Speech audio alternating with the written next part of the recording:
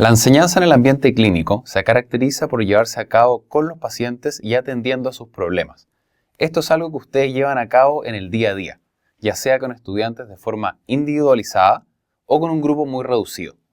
La enseñanza individualizada se puede dar en contextos de atención ambulatoria, en sala, en pabellón o en la comunidad. Aquí es donde se produce ese aprendizaje situado y donde los estudiantes comienzan a ingresar a las comunidades de práctica a las que aspiran pertenecer. En este video entonces estaremos revisando las generalidades de la enseñanza individualizada o con grupos muy pequeños en el lugar de trabajo, donde también revisaremos algunas recomendaciones para llevarla a cabo.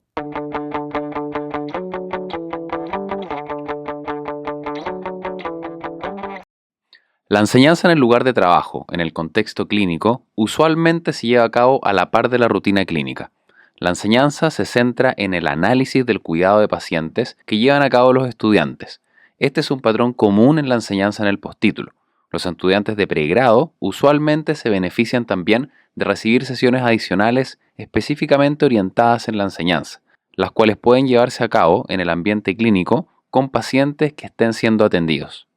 Este tipo de enseñanza se ha definido como un encuentro planificado o espontáneo, pero deliberado para un número limitado de estudiantes por parte de un supervisor clínico que tiene la responsabilidad del cuidado del paciente, con el propósito de enseñar sobre signos y síntomas, examen físico, razonamiento clínico o procedimientos clínicos. Se lleva a cabo en rotaciones, en sala o de forma ambulatoria, y donde todos los estudiantes deben participar activamente en el encuentro.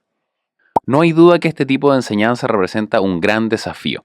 La literatura menciona algunos problemas comunes en la enseñanza clínica, tales como no presentar objetivos ni expectativas claras, enseñanza orientada en la memorización más que en la solución de problemas, falta de participación activa de los estudiantes, falta de feedback y de observación directa de procedimientos o situaciones clínicas por parte de los estudiantes, insuficiente tiempo para la reflexión y discusión, y una falta de alineamiento o coherencia con el resto del currículo o programa de estudios.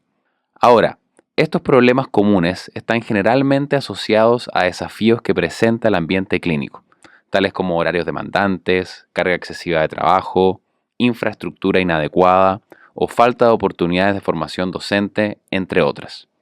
En la enseñanza en el lugar de trabajo, tenemos por un lado aquella que se da en sala y aquella que se da en el contexto ambulatorio. La enseñanza con pacientes en sala o en rotaciones debe ser de los desafíos más grandes que encontramos en la educación clínica, donde el docente debe adoptar el rol de maestro, mentor, supervisor o facilitador, o a veces cumpliendo todos estos roles a la vez. La enseñanza en sala puede ser muy caótica y hasta frustrante en ocasiones, donde tenemos estudiantes de diferentes niveles e intereses, combinado con múltiples interrupciones y problemas inesperados, además de tratar con pacientes que no siempre pueden estar disponibles debido a su estado de salud.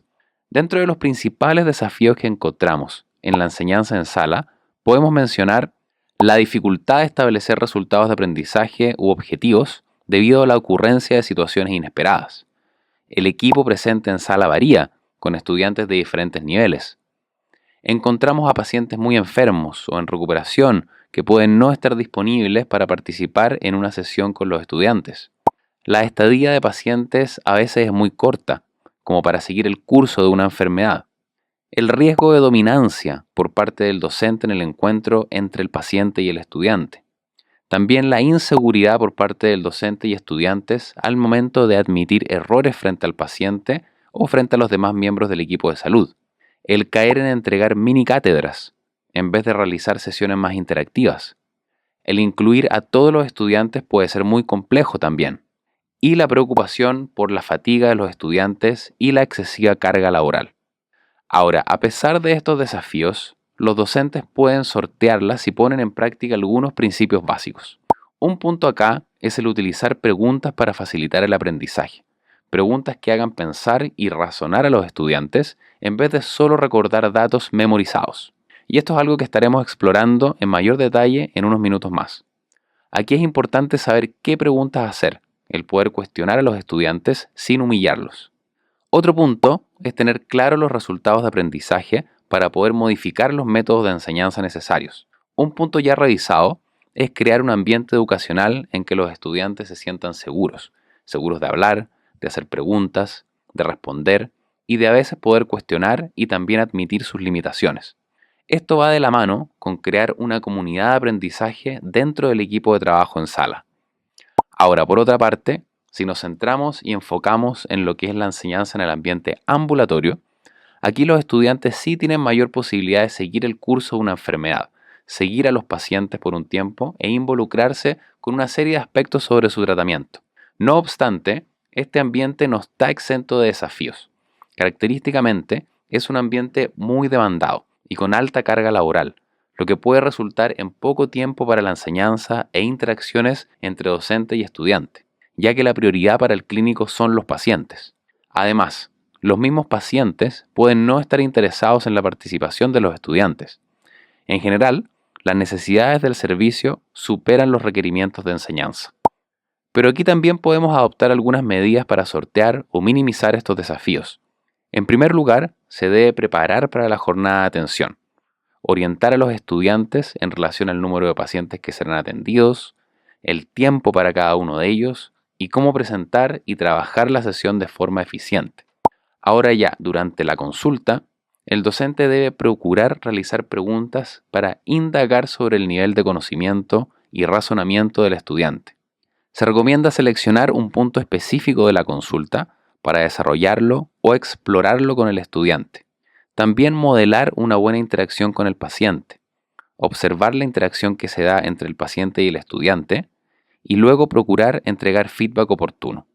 Ahora, una vez concluida la jornada de atención ambulatoria, se debe crear un espacio para invitar preguntas específicas por parte de los estudiantes que puedan haber surgido, aclarar lo que el estudiante puede no haber comprendido, acordar tareas a realizar por parte del estudiante, que pueden estar relacionadas a su plan de desarrollo profesional, como revisar la literatura o la práctica deliberada de algún procedimiento o alguna técnica.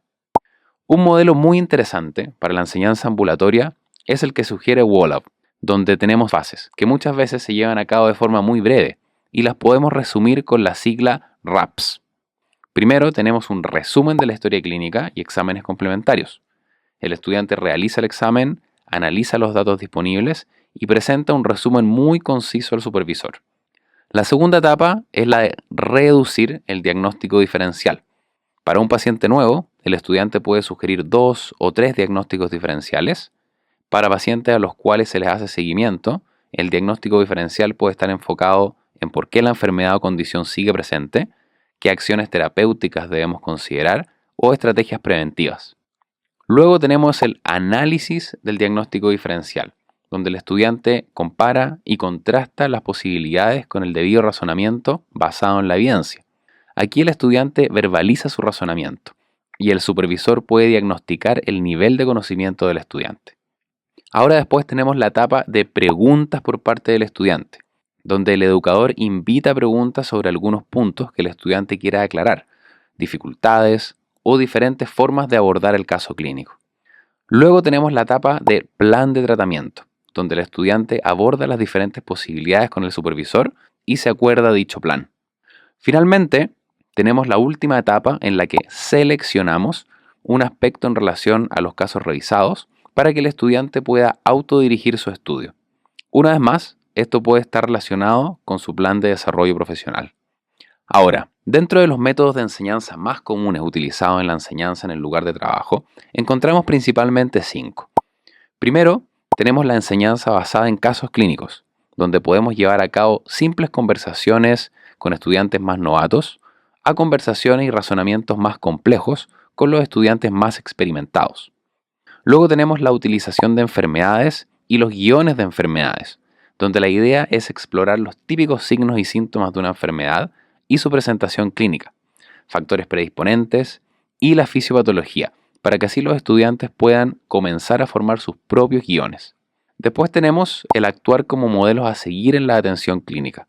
Recordemos que los estudiantes no solo aprenden de lo que hacen, sino también de lo que observan. Y muy relacionado a este punto es el involucrar en la enseñanza a pares, el trabajar con estudiantes más avanzados. Y por último, tenemos el aprendizaje basado en preguntas, No solo preguntas para diagnosticar el nivel de conocimiento de los estudiantes, sino que también para fomentar el razonamiento y el pensamiento crítico. En este último punto, el aprendizaje basado en preguntas, o también conocido como cuestionamiento socrático, resulta ser un recurso muy útil en la enseñanza en el lugar de trabajo, al buscar dar significado, opuesto a un estilo de enseñanza pasivo y enfocado en la memorización. El aprendizaje basado en preguntas proviene del constructivismo, el construir nuestro aprendizaje al experimentar y luego reflexionar sobre estas experiencias. Bueno, pero ¿de dónde proviene el cuestionamiento socrático? Según la historia, en la antigua Grecia, un hombre acudió al oráculo de Delfos y le preguntó quién era el hombre más sabio. El oráculo dijo que era Sócrates. Cuando Sócrates se enteró, se sorprendió y creyó que esto era una paradoja. ¿No tendría que ser el oráculo más sabio que yo para saber que yo soy el más sabio? Y así es como se inició el tema del cuestionamiento socrático. Esto también es similar a cuando un niño nos pregunta el porqué de algo en innumerables ocasiones, hasta que ya no podemos responder o dar razones. El cuestionamiento socrático es especialmente útil en contextos de aprendizaje cuando los estudiantes necesitan desarrollar la capacidad de deducción y razonamiento. De esta forma, el objetivo principal no es tratar que los estudiantes respondan preguntas que sabemos que no podrán responder o realizar interrogatorios por emboscada, sino que lo que se busca es fomentar el pensamiento crítico. Cuando utilizamos el cuestionamiento socrático, estamos realizando preguntas enfocadas, abiertas, para fomentar la reflexión y mejorar este pensamiento crítico. Ahora, ¿qué tipo de preguntas podemos hacer? Podemos realizar preguntas para clarificar conceptos, para cuestionar supuestos, para explorar el razonamiento o la evidencia presentada, para explorar otros puntos de vista o perspectivas, preguntas sobre implicancias o consecuencias, o también preguntas sobre las preguntas. Por ejemplo, ¿por qué crees que te pregunté esto? En esta imagen podemos ver las opciones de preguntas basadas en el cuestionamiento socrático con un estudiante que presenta una creencia, una afirmación o un diagnóstico. Podemos realizar preguntas que se opongan a lo afirmado, preguntas que busquen aclaraciones, preguntas que busquen explorar implicancias o consecuencias, o preguntas que busquen explorar los supuestos o evidencia que presenta el estudiante. Ahora, ¿por qué no reflexionar sobre este tipo de preguntas y utilizarlas en su próximo encuentro clínico? Pueden incluso llevar algunas preguntas tipo preparadas, las que después de practicar ya las tendrán incorporadas de forma automática. Traten de implementarlo como una forma de diálogo para explorar situaciones y no como un interrogatorio. Bueno, ahora resumiendo un poco lo que es la enseñanza individualizada en el lugar de trabajo, podemos identificar tres grandes fases que son esenciales: la fase previa, el encuentro en sí y la fase posterior. En la fase previa es importante planificar la sesión, establecer objetivos y un ambiente seguro, orientar a los estudiantes con respecto a la estructura de la sesión, también orientar a pacientes sobre el propósito de esta sesión y estar preparados para situaciones inesperadas. Dentro del encuentro, resulta muy importante facilitar la interacción entre el estudiante y el paciente, demostrar por parte del supervisor habilidades clínicas, modelar el profesionalismo, involucrar al paciente y evaluar las habilidades clínicas del estudiante, a la vez entregando feedback oportuno. Ahora, posterior al encuentro, es importante educar al paciente con respecto al diagnóstico y a su plan de tratamiento, considerar la reacción del paciente, resumir los puntos más importantes para el estudiante y también dar espacio para preguntas que puedan surgir por parte de los estudiantes. Luego, reflexionar sobre el encuentro y finalmente, planificar la próxima consulta o visita a pacientes. La enseñanza individualizada en el lugar de trabajo requiere supervisores capacitados, que se sientan cómodos y con la confianza necesaria para llevarla a cabo. La enseñanza junto al paciente representa una excelente oportunidad para que los estudiantes adquieran un amplio espectro de competencias, incluida la confección de la historia clínica, el examen físico, el razonamiento clínico, las habilidades de procedimiento y un enfoque humanista y holístico de la atención del paciente. La tarea de llevar a cabo nuestra docencia mientras realizamos labores clínicas y de velar por la seguridad de los pacientes, pero también por las necesidades de aprendizaje de los estudiantes, es sin duda una tarea muy compleja y particular a la enseñanza clínica. El proceso de perfeccionar la enseñanza que realizamos de forma individualizada junto con los pacientes es lento, requiere paciencia, reflexión y estudio. Consideren los puntos que hemos revisado en este video para continuar desarrollando su expertise como educadores clínicos.